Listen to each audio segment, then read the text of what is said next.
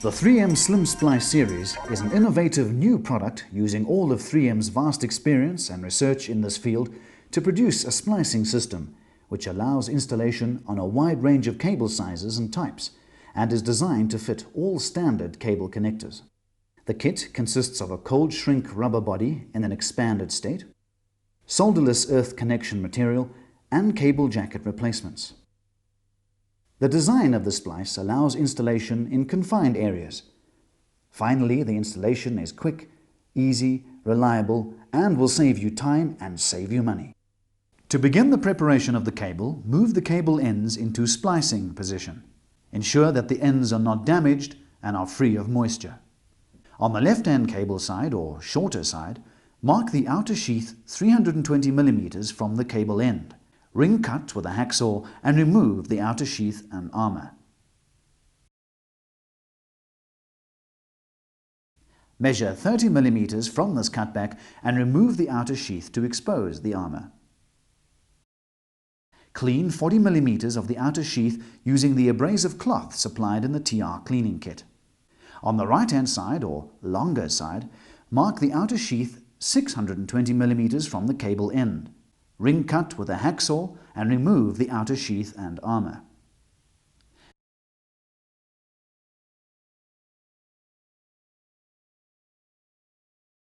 Measure 30 mm from the cutback and remove the outer sheath to expose the armour. Clean 40 mm of the outer sheath using the abrasive cloth supplied in the TR cleaning kit. For both cable ends, the preparation is now symmetrical. Measure 10 mm from the edge of the armour and ring cut the inner sheath. Remove the inner sheath and the core fillers in line with this mark. Remove the metallic screening for a distance of 180 mm. The metallic screening can be removed by placing a small constant force spring over the phase and gently tearing off the screening tapes. Do not damage the semiconducting screen beneath. Bind down the sharp edges of the copper using 2 wraps of number 13 semiconducting tape. Remove the semiconductive screen on each of the phases for 125 mm. Do not cut or damage the insulation layer underneath the semiconductive screen. From each phase end, measure a point on the insulation that is half the length of the ferrule plus 5 mm. Make a V-cut with a knife into the insulation and using the string provided in the kit, friction cut the insulation and remove to expose the conductor. The cable ends are now completely prepared with the short cable end on the left and the longer prepared side on the right. Do not crimp the ferrules at this stage. Place the outer jacket tubes on either cable end and slide them clear of the splicing area. The plastic pull tabs of the outer jacket tubes should face such that removal is to the right. Slide the earth sock over the longer prepared cable end. Place the ferrule tubes over each phase on the longer prepared cable end. Ensure that the pull tabs are facing such that removal is towards the right. Place the 3 small tinned copper earth socks over each of the ferrule tubes. These smaller socks will be used to replace the individual metallic screening on each of the phases. Crimp each ferrule and remove all sharp edges caused by the crimping dies. Use a file and the abrasive cloth. Clean each phase with the cleaning pad supplied. Take care not to saturate the semiconductive material with cleaning solvents. Wrap several layers of the stress relief mastic tape over the ferrule area. The stress relief mastic tape is used to fill all the voids in the ferrule area. This stress relief mastic tape should be level with the original insulation. Apply 3 half-lap layers of 2228 mastic tape over the ferrule area. Start wrapping the mastic tape 60 mm on the insulation on the one side and continue 60 mm onto the insulation on the opposite side. Ensure that the mastic tape is applied with the sticky side facing down. To prevent air being trapped at the semiconducting screen cut, apply a liberal amount of silicone grease at this point. Make a mark 10 mm onto the semiconducting screen on the short cable end using color-coded PVC tape. Align the ferrule tube with this mark and shrink down the ferrule tube by unwinding the plastic core. Do the same for the 2 remaining phases and remove the PVC marker tape. Apply 1/2 lap layer of number 13 semiconducting tape, starting 10 mm on the semiconducting screen and continue wrapping over the ferrule tube until 10 mm onto the semiconducting screen on the opposite side. Slide the small tinned copper earth sock over the splice area. Find the approximate midpoint of the small tinned copper earth sock and tie down onto the metallic screening using the small constant force spring. Fold the small tinned copper earth sock back over the small constant force spring. This will allow a double layer of the small tinned copper earth sock going over the splice area. Bind the 2 overlapping ends of the small tinned copper earth sock on the metallic screening of the longer cable. Cut off the excess earth sock.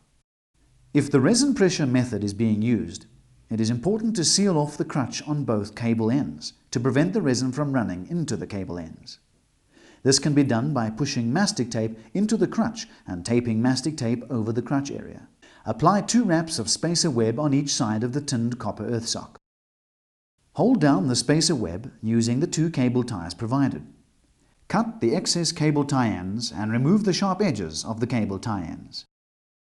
Install the large tinned copper earth sock onto the armour using the large constant force spring. Pull the large tinned copper earth sock tight over the splice area and connect to the armour on the opposite side. Trim off the excess large tinned copper earth sock. Tape down the large constant force springs with 3 wraps of PVC tape. This step will prevent the cores of the outer jacket tubes being damaged by the sharp edges on the constant force springs. Slide the first outer tube over the splice, ensuring this tube overlaps the cable sheath by 40 mm. Then unwind the core to shrink down this tube.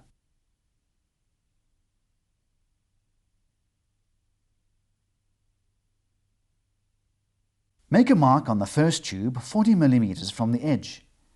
Use this mark to position the second outer tube.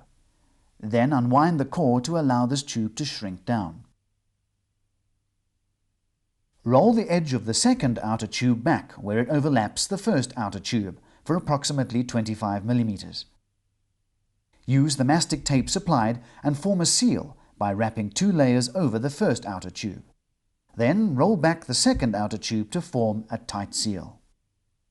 If the outer tubes are a loose fit over the outer sheath, it may be necessary to roll the edges back and wrap mastic tape over the outer sheath. Roll back the edges to form a tight seal.